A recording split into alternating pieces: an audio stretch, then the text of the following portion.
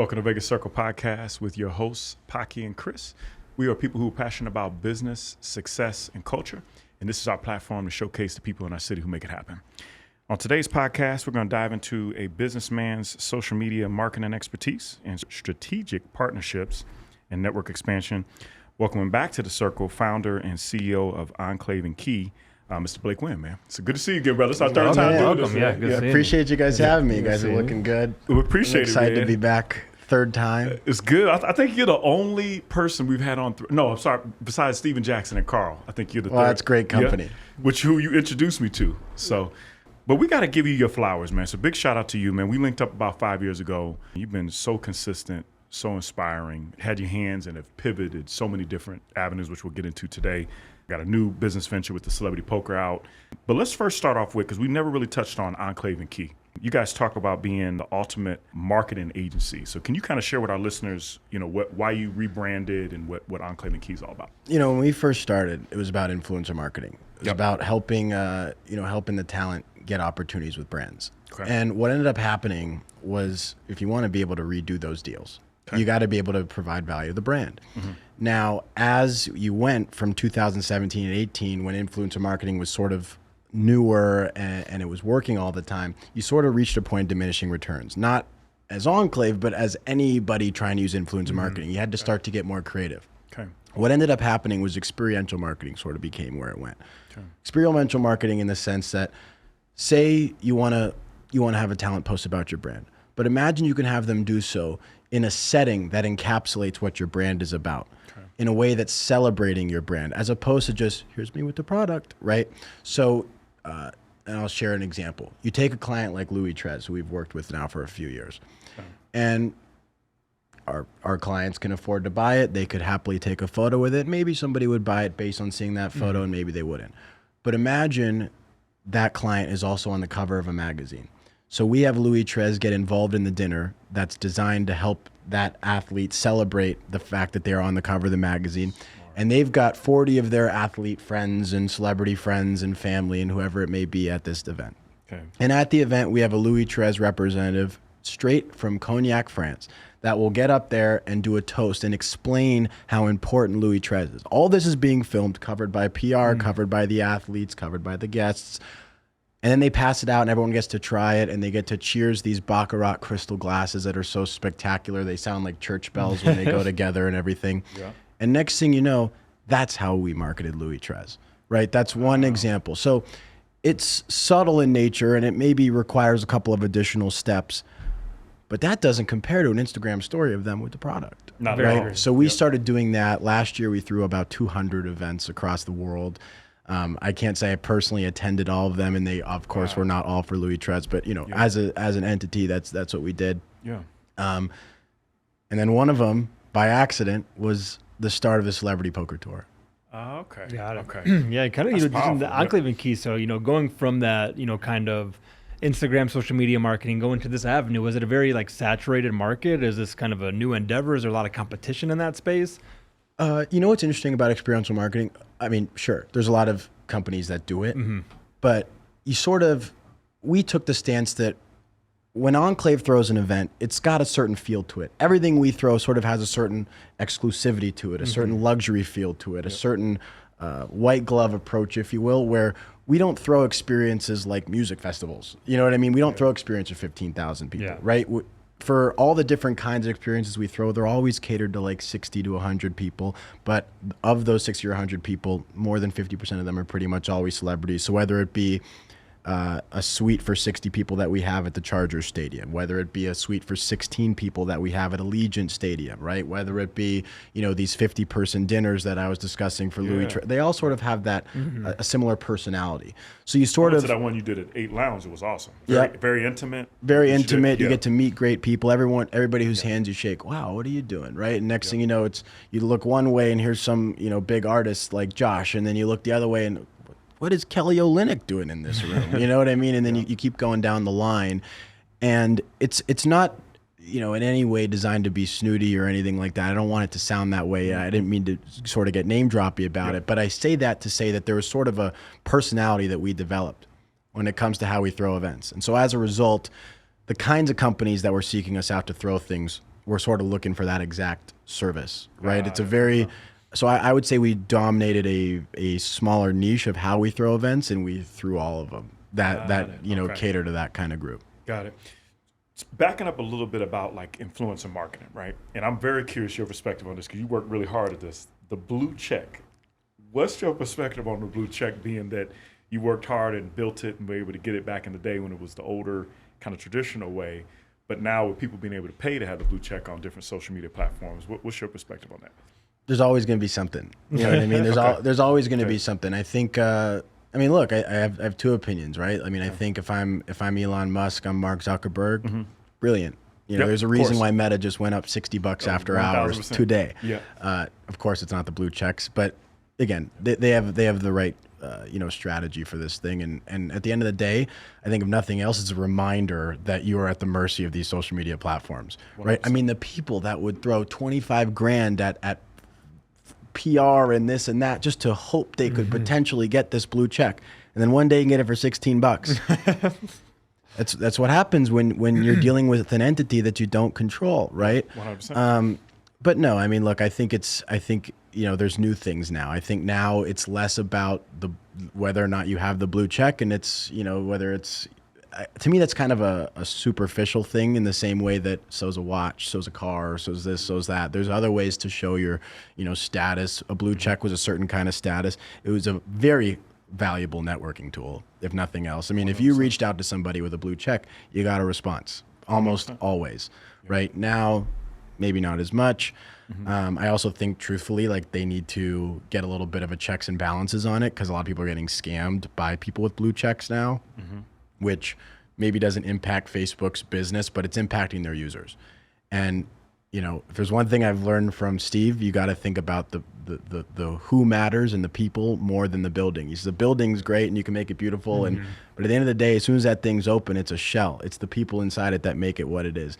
Yeah. If you're a social media platform, it's your users that make your platform what it is. Yeah. Ask MySpace, right? I mean, your users determine whether or not you're going to last or not. And if they get scammed on your platform and, you know, this, that, or the third rubs in the wrong way, you'll lose them. And if that happens at scale, $20 billion market cap or not, you'll go away one day. So I think there's things they need to sort of monitor for, but there'll always be something. Yeah. How do you like social media now? Because you built a brand, like YouTube channels and things like that, been an influencer for a while, up until probably the last 3, 4, 5 years. You kind of, it seems like you've stepped back a little bit on the influencing your own personal Blake Wynn brand. But what's your take on just being an influencer, just in general? That's not who you're working with, but do you feel like it's very gimmicky, or, you know, what's your? Well, I think for some people it is, but I think more than anything, I think it's about entertainment. You know, I like social media. The way I did social media, you know, a few years ago, I was making daily vlogs. I never set out like, oh, I'm going to build all these followers on Instagram. Instagram was sort of a byproduct of my YouTube. And YouTube wasn't, okay, let me figure out how I can get X amount of followers or X amount of viewership. I was trying to entertain people. And as it turned out, there were a few 100,000 people that were entertained by it. And then they were entertained enough that 100,000 of them maybe went over to Instagram. So I'm still really fascinated by the idea of entertainment. That's why we've started the Celebrity Poker Tour. That's why we threw all these different events that we've thrown. I like entertaining people. That's always sort of been what I've always sort of felt personally good at. It's what I've always liked doing more than anything else.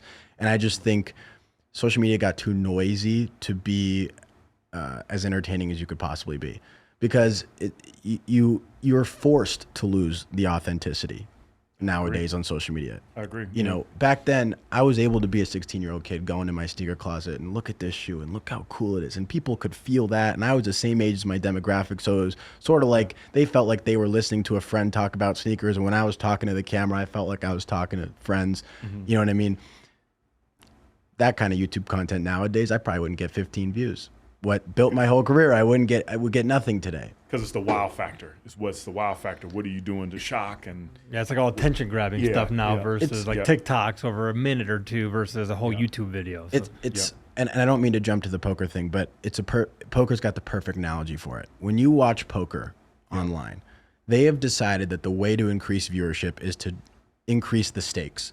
So now there's these poker games that happen online for millions of dollars in cash. Okay. they're trying to get the wow factor, they're trying to get the thumbnail. I said, wait a second, let's pump the brakes. The money's not what makes poker interesting. It's the conflict that makes poker interesting. People get pissed off at each other. It's the back and forth. Yes. The cards sort of start that conflict, but the people are the conflict, not the money. You know what I mean? And so I just think it's a perfect example of it's too inorganic nowadays, in my view, to be an influencer doing the kinds of things that ought to be done. Credit to Mr. Beast. I think he's responsible for a lot of this, but at the same time, who does that? Who does what Mr. Beast does? Credit to him. He's a machine. What a revolutionary guy to have done what he's done. I mean, he's built $1 billion business off of YouTube.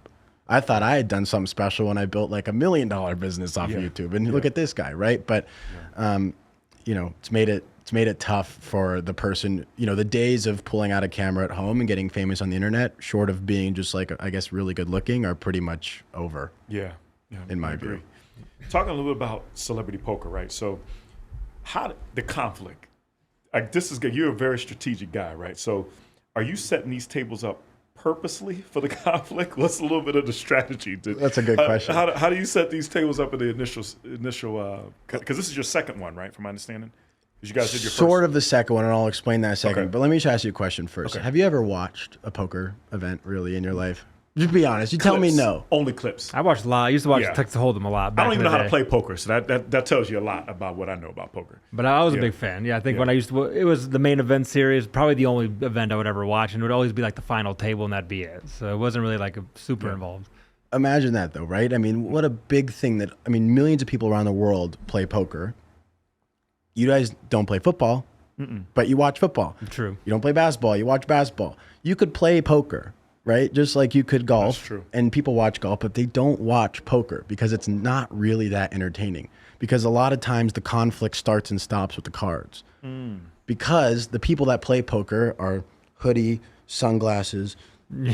They're doing math that you wouldn't believe. They're sitting there in dead silence. They're reading the facial features of their opponents. I mean, it depends how advanced they are, but they're there to make money. So when you're watching at home, I'll tell you, the biggest pot in poker history was $3.5 million just happened this last year. It took 3.5 million in cash between two people. I mean, I'm sure there's bigger pots in private games, but the biggest pot in a stream, you know, this occurred. Cool situation for sure. Credit to those guys who put that game together, Ryan Feldman and Nick Vertucci. But, you know, it was 20 minutes of silence. You know, the guy's sitting there thinking, and as he should. It's $1.7 million decision to decide if he wants to put his money in or not, and he doesn't for sure have the best hand. But that being said, in our events, they're playing for nothing. We put up a prize pool, but they don't buy it. We put up 50 grand. Winner gets 20 grand. Ninth place gets 2 grand, and you know, place in between. I was going to ask you what the pot was. Okay. Yeah, they get something in between that.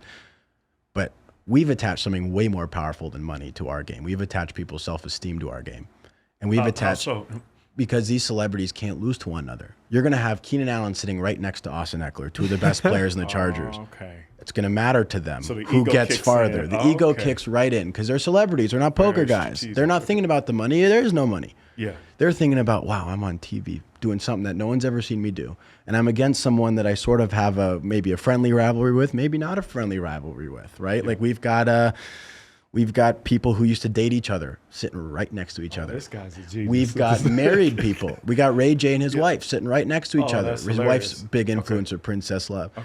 Ronald Johnson's partnered with one of our friends. With Ray J. Exactly. We've got Jose Canseco, the great baseball player, sitting right next to his daughter Josie Canseco, who's a big time model. Used to date Logan Paul and everything.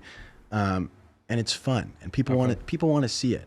And there's gonna be push and pull. You know, when you watch poker, you never hear someone go, "So what are you gonna do? What are you gonna do? What are you gonna do?" And they're drinking and they're having a good time. Well, at our game, you hear that, and then you hear the player go, "If you don't stop talking right now, I'm gonna smack the shit out of you." I don't know if you can cuss on this. I sort of whispered. But that's really what happened in our last tournament. 8 million views in the next 24 hours on just that little micro clip alone. Stuff like this has never happened in poker before because what I'm saying is this isn't about poker. It's about conflict. And we're creating conflict that poker has never tried creating before because it's not about the math. It's not about the stakes. It's a different approach. So the people that watch our events aren't going to be your mathematicians that love poker. They're there for the entertainment. They're going to be the fans of these celebrities, whether it's a football fan. We got 50 NFL guys in this next event. whether you're, a big TikTok viewer and you're watching for Bryce Hall and Mark D'Amelio and all those names who are in our tournament, you're watching for them. And you just want to see what the heck is about to happen on this screen. Got it. Yep. And the last thing I'll add is for the people who do like to gamble, they can gamble along with the game. We're going to be the first celebrity poker event, or a couple of poker events have done it in the past, but nothing like what we're doing. You can bet on our events on the online sports books. Oh, that's okay. I knew awesome. there was something. There's got to be a spiel because you always get. There's got to be an ROI. So how did you work that out? So when you're doing that, you can bet on who you think is going to win. Yeah, this is all live stream the event, Okay. and all throughout the event, the odds adjust every hand. You know what I mean? You can live bet it. You could bet ahead of time with set odds. You can go on the app right now and do it. Okay. Called Fliff. Or you could do it during the event as people bust out, oh, wow, Keenan Allen seems like he knows how to play this game. You can Go live ahead. bet on. How do they adjust the odds for that? Because is it part of as say Keenan Allen's getting further along, and is there somebody like manually determining that he's better at poker than not and adjusting the odds in the game? It's not literally a person. I mean, it's sort of, it's the how these algorithm, sports how work. they Yeah, do they it? they have algorithms for how they do this That's stuff. interesting. But yeah. You might have opportunity to make a few bucks in this first event because they're essentially doing it without data this first time. Which maybe I shouldn't be saying, but that's okay. Well, tell me who's the best. Yeah. I'm like, Look, I don't know. I don't Here's- even gamble. You're making me excited about it to bet on the people there. Just we'll see the conflict. I'll tell you why I have no clue who's going to win. Because whether you're the best in the world at poker or you don't really know the game, the way these things are formatted isn't really meant for a poker pro. Now, for someone who doesn't watch the game, you might be a little confused as to what I mean by that. In a turbo format poker tournament, luck kicks in way more than if you just went to a casino and sat down with some chips. Okay? Turbo format meaning it's fast paced. It's very fast paced in the sense that everybody's going to start with 100,000 chips. To play a hand, it's going to cost 1,000 chips for the first 10 minutes. After that, 2,000. After that, 4. After that, 8. Okay. So at some point, even if you don't like your cards, with the way that the game accelerates, you're forced to put all your money in. And you could have just the worst hand possible. It doesn't matter. It's called big blinds, right? Okay. You're going to be out of big blinds after an hour and a half into this event. So you have to make some plays and you got to get lucky. And so the first event, to test this hypothesis, I put one of the guys who's won the World Series of Poker bracelet, a guy's named Mike Matisow, one of the great poker players He's one of all the I used to watch all the time when I watched the main event. Really? So you know who you? Okay. Well, he got, I think, 36th out of 72 players. Best player in the tournament. Meanwhile, Brandon Marshall, who learned how to play poker in the Uber on the way to the event, got 4th place. I mean, it's just stuff like that. The guy that got 2nd place folded pocket queens, which is be the equivalent of taking a kneel on first down by 3 in the 4th quarter if you're a football fan. It's just something you're what? No, never. But they do it. And that's what makes it so entertaining. What an entertaining thing to see. Yeah. Right? How'd you connect with, is it PokerGo? Is that who you partner with? Yeah. On this? So how did you connect with them? What was the story with that? What a great questions that you're asking these things. You're getting answers out of me that I wouldn't have I know. otherwise That's shared all publicly. I know. That's all I want to put you on the spot. Yeah. I'll give her credit. If there's something you can't answer, No, you can say, I'll answer it. It's I'm kind just of curious. a funny answer. Yeah. 12-year-old Blake decided that it was the right time in life to have a girlfriend. Okay. And that girlfriend, her name was Jules Katz, was in 7th grade. And her father, Kerry Katz, is a poker pro and the founder of PokerGo. Interesting. Okay. So when we Is this new info? People probably don't know this. We get probably an don't know it. It was exclusive? 4 months of my 7th that's grade. good. But no, she's a great friend. Okay, She's going to yeah. be at the tournament in a week. We graduated together and everything. That was how the connection came to be. Okay. But it all sort of started because part of how we would maintain all these relationships, all of our talent is, we'd take them golfing, and a lot of them don't golf. And so, whether it be going to a club or taking them golfing or playing poker became a thing that we started doing. And it became so popular that I actually changed one of the rooms in my house to be a poker room. And I started hosting games once a night. And I'd have Derek England from the Golden Knights, Chum Lee from Pawn Stars, Austin Eckler, Shane Victorino, World Series champion twice. Shay Thie. I mean, the list goes on of all these amazing people that would come to the house and play, and we're playing for $50 or $100. I mean, it's just for the sake of flipping, and we're just having fun. And one day, I'm looking around the table, I'm like, man, this would be cool to film. And Austin's saying, we got to start filming this. What if I got camera set up at my house and this and that? And I was aware of PokerGo because I know the Katz family so well. So I got an idea of how to do this. So I reached out to them, got a big time quote for what it would cost to do it. But in all fairness to them, they said, but if you do this, You tell us what you want the walls to look like. You tell us what you want the felts of the table to look like. You tell us who you want in our production crew. You tell us who you want in poker calling the event, you know, the broadcasters, the commentators. You tell us how many players you want. You tell us this. It's yours. You got the keys to throw something that is equivalent in production value and magnitude of the World Series of Poker if you do this. So I kind of went there thinking, I'd like to spend $1,000 and do something cool around poker. And I left thinking, this could be cool. We could throw this one time, and it could be a really cool marketing initiative for Enclave. I could get a bunch of our clients to sponsor it because I'll get all these big celebrities to do it, and all, you know, we could make this something pretty special. So we threw the first event in August with no plans of another event. It wasn't called, there was no celebrity poker tour. It was Enclave Celebrity Invitational. It was all branded our marketing agency. Got it. So that's what the rebranded the name. It was going to be a fun activation. Got it. Well, the next morning I wake up. And we've gotten reached out to from like every big business on our target list we've ever had. You know what I mean? In terms of how do we get involved in your next one as a sponsor. All the celebrities had posted about it for free because they just took content themselves from it. And we're getting back the reports. We were trending on Twitter. We did over 50 million unique social media impressions in the 24-hour span from the time the tournament ended till the next day. We got, I think it was like 10 times the viewership of the World Series of Poker's final table from that same year. Holy shit. This is a bit. There's something here. PokerGo it. comes back and says, well, we got to do this again.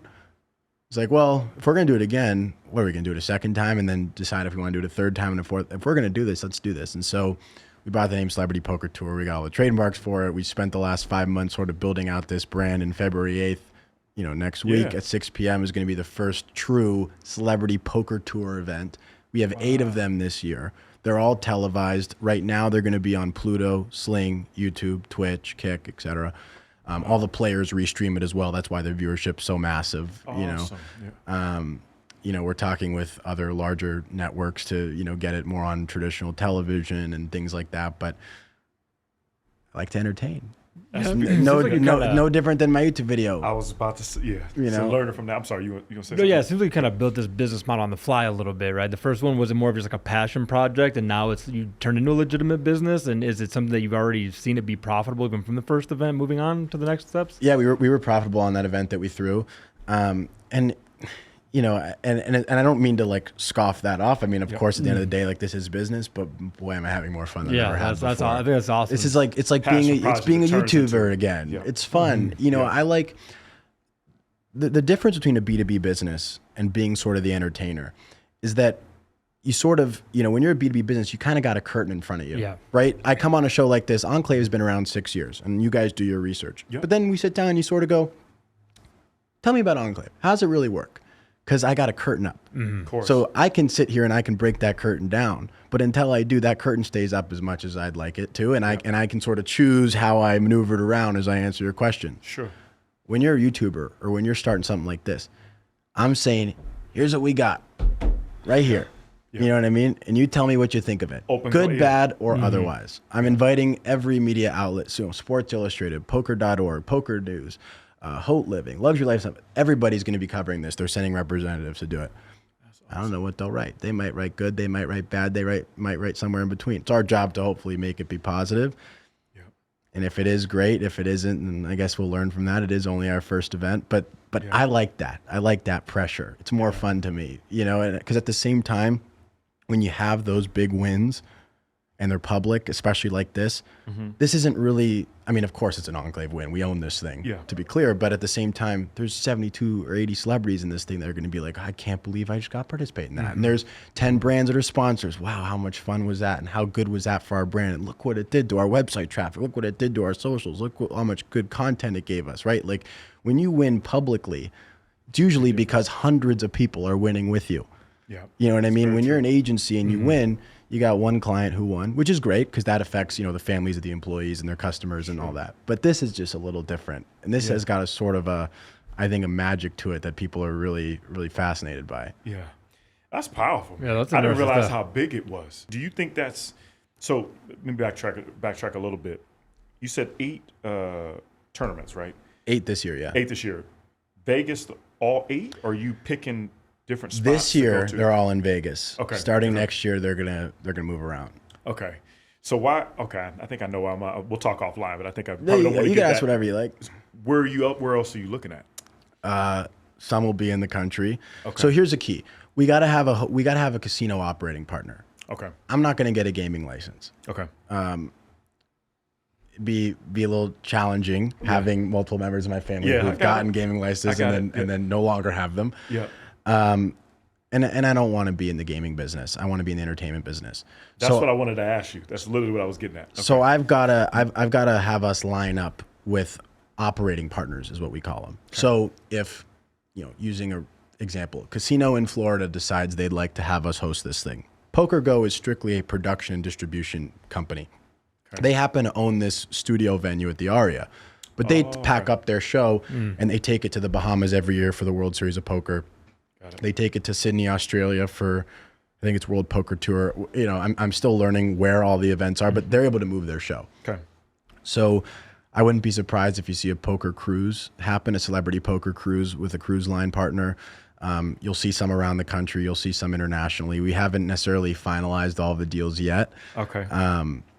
But I would say next year, probably only 1 or 2 will be in Las Vegas. Okay. That's awesome, man. My big thing is, these people that are coming to the tournament, they're, big names. How hard is it to get those people to attend these events? Is it, personal relationships help those situations? Are you reaching out randomly to a bunch of people to try to get them to come to attend the event? How does that usually work? No, I think something that really keep in mind, it's definitely easier said than done, is when you're building a brand, what's the perception of that brand going to be? You know what I mean? Like, I'll give you a perfect example. Steve never comped anybody at Wynn. So many of these lessons that I'm sort of applying to how I build this. He never comped anybody. I mean, he'd comp close friends if he wanted to, but I guess better way of putting it is he didn't comp you because you were somebody. He comped you if you were a friend of his. He sort of invited you to be comped, or if you were a gambler and stuff like that. That's a different ball game. You see what I'm saying? Got it. So we're sort of taking the approach of, you call up Austin Eckler. I'd like to invite you to play in this thing. Here's what it's about. Here's what the stakes are. Here's what the minimal ask of you is. And let them say no if they want to say no. It's just an invitation. I'm not offering to pay you 1 cent. We didn't pay a player a single cent to play. Yep. We're not really asking them of much besides to come, promote that you're being involved in this, enjoy it. But we're not even saying, hey, you put your 2-story post. We don't do that. No. Okay. You want to be a part of this, be a part of this. You don't want to be a part of this, that's okay. We're going to create something that's exciting enough that if you want to be a part of it, you're going to do it. No different than when Steve built the Win. Go stay at MGM then if you want. Yeah. Was sort of the stance. And it wasn't from like a, like an egotistical perspective. It was just simply, we built the coolest product. At least we think so. Yeah. If you think so, come enjoy it. If you don't think so, that's okay. Yeah. It's interesting you said that about with your family name being obviously the Win. Wynn is still the best. And I'm not just saying that because I know you. But now you see like Fontainebleau, you see, Resorts World. Wynn is still elite. I was just there. Yeah. Damn. We just went to the Chris Tucker show a couple weeks ago, and I'm just like, damn, the detail is just unreal. But I know that's strategic for you. So when you're doing the poker, everything's strategic. So I know that's your background. Is that something you learned from Steve or from your father, or? Steve is like a father to me. I of course learned so much from him. My mom, my grandfather's honestly a pretty killer entrepreneur as well. He had an accounting business. He had his own practice out of California that got pretty big. He sold it to American Express the same year I was born. So I've been very lucky to have some just amazing wisdom around me like my entire life. But the attention to detail is the game. And it's not even just specifically the attention to detail. I mean, a lot of people can sort of get details right. What a lot of people can't get right is attention to detail when it specifically pertains to people. I know in the past I came on the show and I talked about culture and how we built culture. Yeah. That's big. But now we got to build a culture of the players. We got to build a culture around the sponsors. We got to build a culture around what it means to sort of be a viewer of the CPT, right? Like there's all these sort of cultures that you have to build simultaneously that require real attention to detail with real strategy in place. And it's not always easy. It's not. And I think it's funny. I actually tell people to watch a show called Blacklist on Netflix. I love Blacklist. What is that? Yeah. Blacklist is a show with James Spader and Megan Boone. It's about James Spader plays a character named Raymond Reddington, and he is the FBI's most wanted. In the first episode, he becomes a confidential informant, and he's just this like real sort of cool, like classy criminal that's sort of one step ahead of everybody at all times. You seen it? It's fantastic. Okay. It's really Okay. good. Oh, it's a great show. Okay. I would say that if you want to get a little bit of a better understanding of how to be hyper aware of the attention to detail as it perceives to people, and you maybe don't have the Steve Wynn's of the world to phone up or whatever it is, this show really can actually like teach you things. Like, as weird as it sounds, like take the criminal aspects aside, take the TV aspects aside. Like, there's just a sort of a level of thought and some of the one-liners he comes out with where you're sitting there like, yeah, that's valid. That's wow, that's great. About every that's great little stuff. detail of the life too. It's not just like the little nuances here and there, but it's like everything that he was doing in the show. It shows it's important and how you perceived and how things are, articulated. It's called important. Blacklist. Okay, best detail-oriented TV show I think I've ever seen of all time. I mean, for me. Yeah, and as you're kind of growing your business, right? I know last time we talked, you were kind of at the beginning stages, and now it's growing to something much larger, and you have to navigate all these different pieces. And the one thing they always say, like the hardest part about being a leader is knowing that you could have done it better yourself, but you have to sign off on it anyways. Are you seeing some of those struggles and frustrations where you have to rely on other people and then maybe not do it as good as you would have done if you did it yourself? No. That's good. No, but I say that no because we built the culture. You got a really good team. I know what I get out of Hayes. I know what I get out of Brock. I know what I get out of Ani. I know what I get. I'm trying to name people that you guys know. I know what I get out of everybody on our team. So a lot of people have those struggles because it's sort of volatile what you get out of your workforce in most businesses. Yeah. And in our business, I'd be sort of overstating it if I said it's not maybe at times a touch volatile, but it's volatile in our business because we're doing things that literally haven't been done before. Yeah. So when you've got a 25-year-old making a call about something that no one in the world has ever tried doing, never mind that they've never tried doing it, sometimes I look at them and go, man, I might not have tried that. But boy, if you line us up and you put us in soundproof boxes and you ask, what's the objective of what you guys are trying to build? They'll answer it in different words. They'll say the exact same thing. So sense. I know when they make that call was based on what we're ultimately trying to do. And they just use their best common sense, and I trust their common sense to decide how are we going to get closer to that finish line with something that's my call. Yeah. So no, I don't deal with that too much, fortunately. Yeah. What do you want your legacy to be for yourself? Because you got obviously a name and you've built everything that you've been able to do, which is unbelievable that you're not running into the hospitality space. But what do you want it to be? I think it's weird as it sounds. Like I know it's only been 5 years, but my opinion on it's changed a lot. Okay. I don't really care as much anymore. Oh, okay. I say that more so to say that I'm really excited about what we're doing now, and I'm excited to see where all this stuff goes. Okay. Yep. If it doesn't work out, it doesn't work out. I don't want to be worried about, well, how are they going to remember me if I try this and it doesn't work? Yeah, I love that. I don't so much care anymore.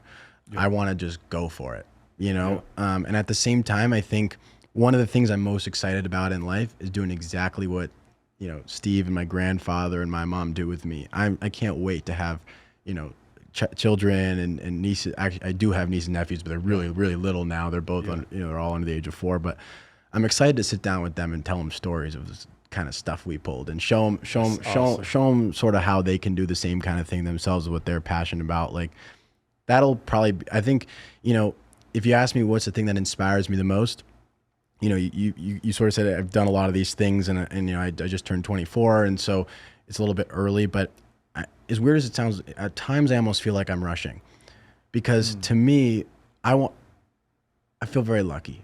I'm the sum of the best parts of my mom, of my grandfather, of Steve. Yep. But these are not the youngest people in the world. Steve's 82, my grandfather's 89, my grandmother's 87. I'm so lucky they're still here. Yep. But I'm their legacy in a lot of respects. That's how I look at it. And that generation in relation to me, 60 years from now, it'll be the same thing. And I want to show them that it's in good hands. And I want to show them that even if it's not in good hands, it's in hands that are recklessly focused on going after, everything that we sort of put our minds to. Yeah. So I'm proud to do that. Yeah. So I'm more focused on sort of being their legacy as opposed to sort of building my own right now. Yeah.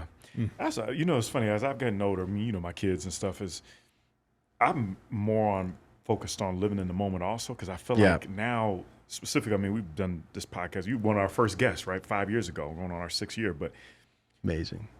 What's important to me, man, is we're going so fast, right? And it's like you want to enjoy it a little bit. And so I'm happy you said that. I wasn't expecting you to say that, to be honest. You actually called me off guard. So I was very surprised because I thought you were going to say something completely different. But I'm glad you said it because, like, I'm talking to my kids all the time. It's like, man, we got to slow down. We got to live in the moment and really like enjoy it because something can happen and we done tomorrow or tonight, God forbid. So, man, you got a lot of wisdom, man, at 24 years old. Yeah, That's definitely. impressive. That's impressive. It's like I just said it. Yeah. I'd love to take credit for it. I'm just absorbing what's being put in my ear from the people I trust the most, and yeah, that sounds accurate to me. And I'm sort of living based on that. I mean, even in the last 2 years, I would say I've sort of, to your point, like lived a lot more in the moment. I mean, I'll tell you a funny story, even just from this year. Like, we were in New York on business, setting up different things for Celebrity Poker Tour. Like 3 months ago, it was just Brock and I. We were wrapped up. Shout out to Brock, man. I love Brock, by the way. Brock is a good guy. You think you love Brock? Yeah, I love Brock. And I love Brock's parents too, bro. Amazing. They are guy. all family to me. And Brock is in that list, by the way. The list of my grandfather and Steve and my mom. Brock and Hayes are right there in that list too. And I think it's important I say that. But we were sitting in New York, and we don't book our return flights anymore.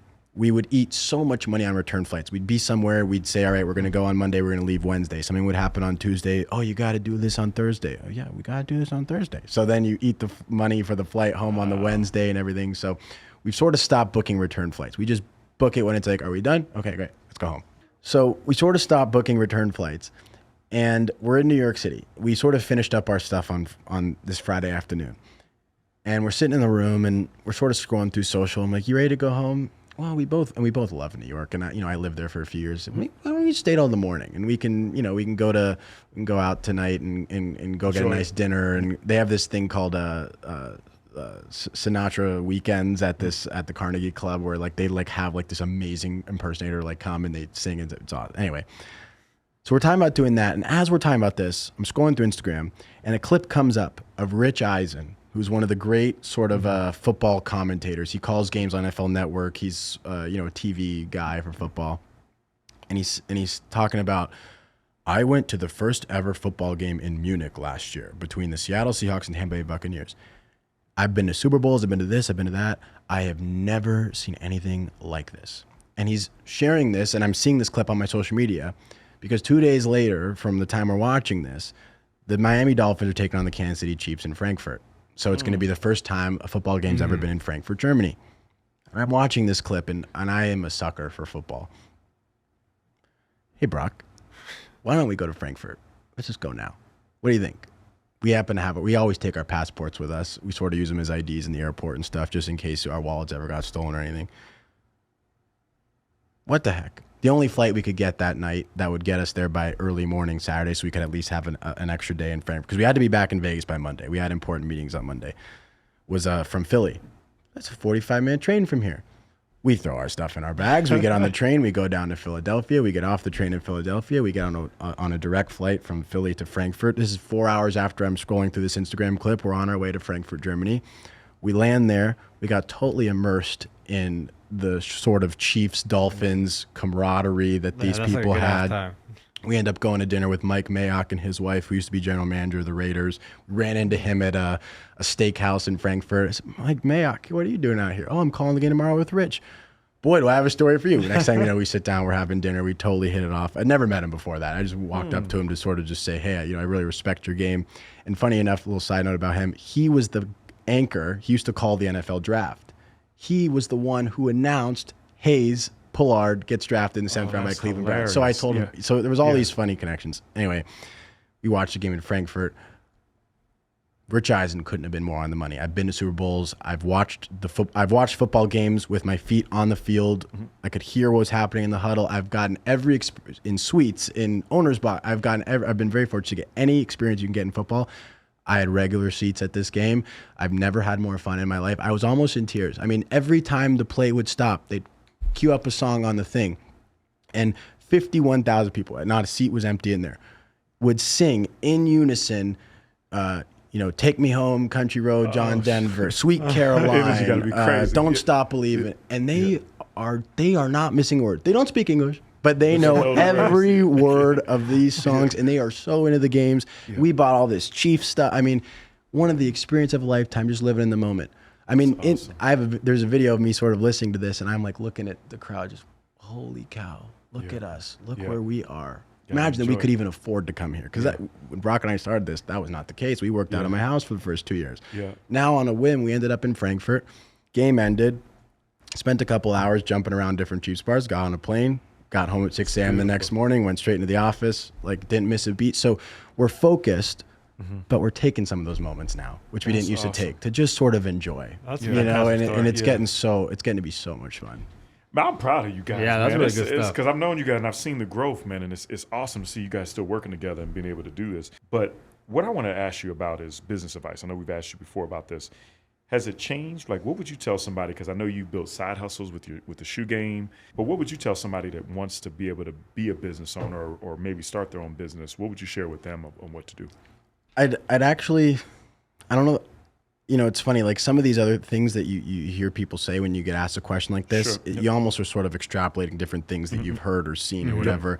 And I've sort of been formulating my own opinion on this. I've never really heard anybody else say, and it's sort of along the lines of, I'd start off as a hustler, okay? So I'd start off, what allows you to put one foot in front of the other? Because people get so stuck, you know, they're planning for 6 months. Like, just start doing it. Just get one foot in front of the other. That's more hustling. Okay. However, if you have success while you're in this sort of hustling phase, at some point, you got to look yourself in the mirror and go, hang on a second. Now we're starting to actually do some of those things that I need to do. You need to be able to have the discipline and the resources as well within your circle to say, okay, I'm going to make a transition now. And this is something that I felt like I went through probably the first time, like when I was 18, 19, I sort of went through this, right? YouTube is your hustler. But then all of a sudden you start a company, you got to be a CEO or you got to be president of a company, you got to own it, right? And there's a difference between being a hustler and being a CEO. It's kind of a more cliche way of putting it, right? But you kind of need to do both.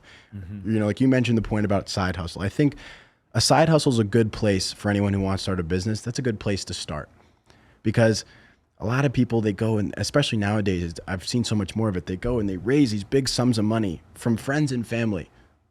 And the friends and family can't say no, but you don't know how to handle that money. Yeah. Why don't you work for your first 20 grand and then go raise another 20 to match it? These people now, they start these companies, they have an idea and I'm going to go get 500 grand from everybody I know. And they get it and they get it and they lose it. Yeah.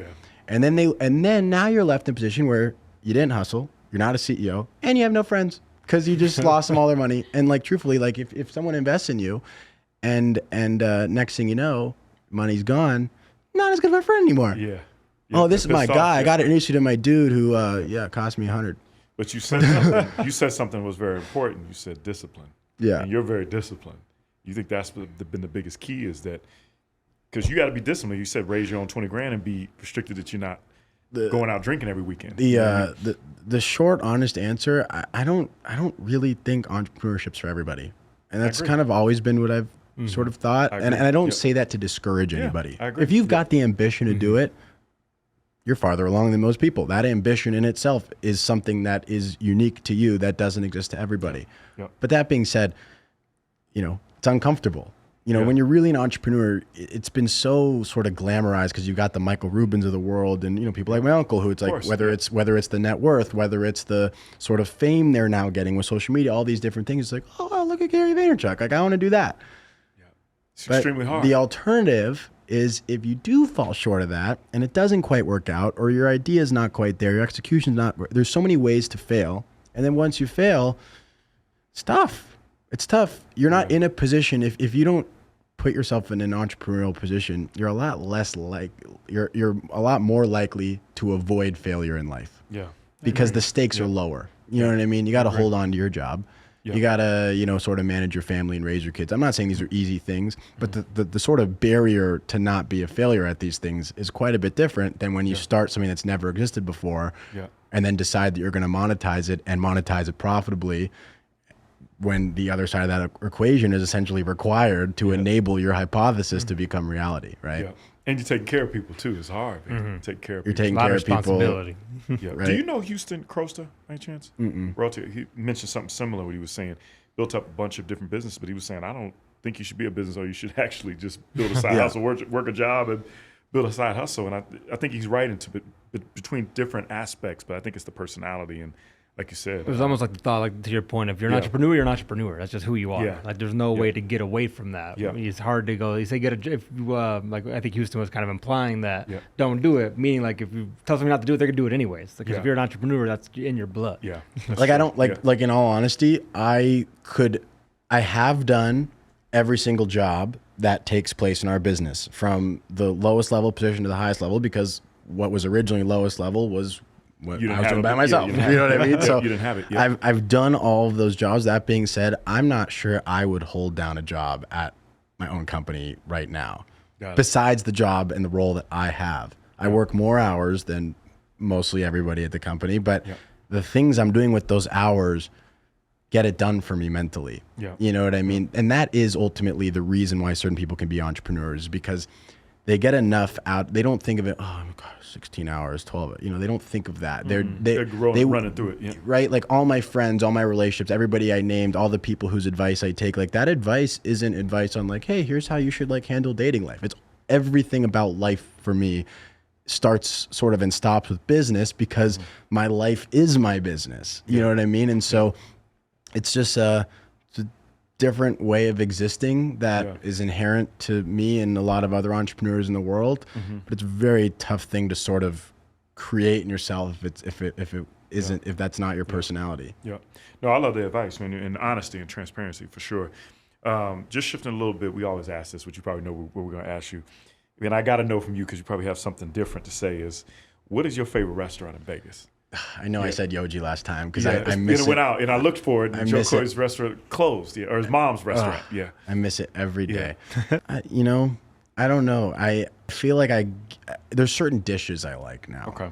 Like I love just very simple, like spiced tuna rolls from like Nobu or Jing or something like that. I like beef carpaccio is my favorite food, so I love Italian restaurants that serve that. Okay. I think In-N-Out is what I eat most frequently. I think I also said that on the last show. That hasn't gone away. Okay.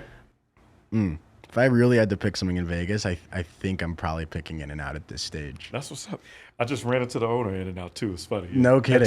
Toka Madera, West Hollywood. Yeah, she's great. Her and her husband, great lady. I would love to just shake their hand. She's what awesome. a cool thing they've done.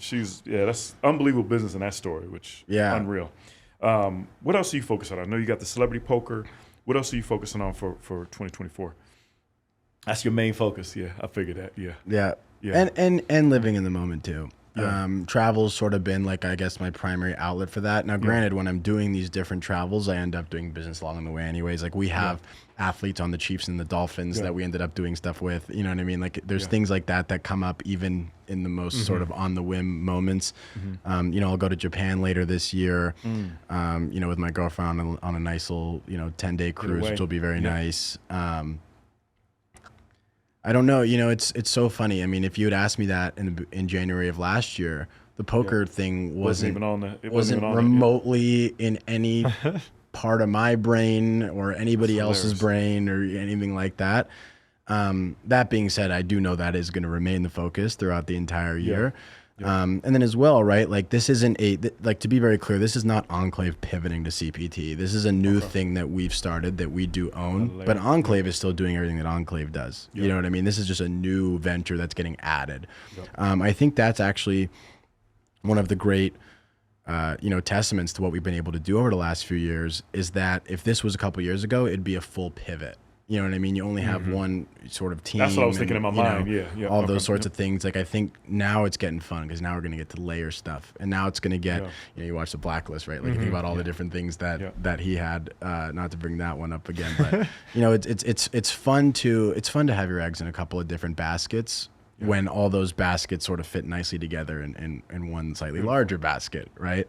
I think I might have even shared it on the show, but I remember like the first time I had a celebrity who I think has maybe even been on your show ask if they could buy a small piece of the business. I never had someone ask me that before. This was like 3 or 4 years ago. So I went and I called up Steve and I said, Steve, I'm at an interesting position. I've never been in this position in my life. Can I come ask you a question? He says, sure, come to LA tonight. I'm here. So I get there and I tell him what's going on. And he's, why would you take this? Do you need the money? No. So why would you take this? And like my sort of knee-jerk reaction was like, well, like as much as I have this, like I was freshly dropped out of college and, I just felt like, and I said to him, I said, I've got all my eggs in one basket right now. And he does, and Steve can't see, but Steve's a total showman, and he does, and he's so good with his delivery as he shares lessons with me, and he sits there all, I don't like that you just said that. So what? Said, I never made an investment in my life until a couple of years ago outside of the Wynn. That's interesting. I mean, Wynn's a little bit of a bigger entity than what I'm dealing with, but I'm starting to get the point. He says, no. He says, you just said something, which is that you're worried that all your eggs in one basket. You ever read Mark Twain? No. He says, you can have all your eggs in one basket. Just watch the fucking basket. Okay. No, you're right. I was like, thank you. I'm sorry. I didn't mean to waste your time. Flew right back to Vegas. I was there for like 2 hours. I didn't end up taking the deal. Flew back here. That's what's up, that was man. the end of that. And I was like, yeah, he's right. I just got to watch the basket. Yeah. That's all it is. That's what's up. And man. so, I'm having fun with that now. Most people always talk about diversifying and putting it. That's interesting you say that. So well, and now like from a financial sense, like I own stocks and I have other investments and things like that. Just because my business, the vision, I get it. Yeah, I get it. Business commands all my time. Personally doesn't necessarily command all my money. So I've diversified in that respect, but. And unlike Steve, my company's not publicly traded, so I can't just buy more stock in it. I would if I could. That is where all my money would be, truthfully, because I do really believe that much in what we're doing. It's just not obviously the nature of a private service business. Yeah. Well, you keep winning, man. It's an absolute pleasure to have you on and be able to share, man. You gave some gems. So what's your social handles people can reach out to you on? Yep. At Blake Wynn. And if you're interested in any of the Celebrity Poker Tour stuff I just talked about, just at Celebrity Poker Tour on Instagram. The only one that's different is on Twitter. We're at Celeb Poker Tour because you can't have that many characters in the in the username. But it's fun what we got going on. It's February 8th, right? February 8th. You'll have to come. I definitely got to check it out, man. February 8th, so that's next Thursday. And then how can you watch it? Is it free or what, live? Or it's free. You can watch it live on PokerGo. You can watch it live on most of the players. So we've revealed our player list now. Most of those players are streaming it on their Twitch or YouTube or whatever streaming, Twitter, TikTok, whatever streaming outlet they've got. And then as well, it'll be on Pluto. It'll be on Sling. And then after that, it'll get repackaged and it'll be on some additional outlets as well. That's awesome stuff. Blake you won't miss it. Well, you're a genius of doing that, especially Super Bowl weekend coming out, first one in Vegas. So salute to you, man. Absolute pleasure to have you on, and check us out at VegasCircuit.com. So thank you, brother. I appreciate you guys having me. That's good stuff.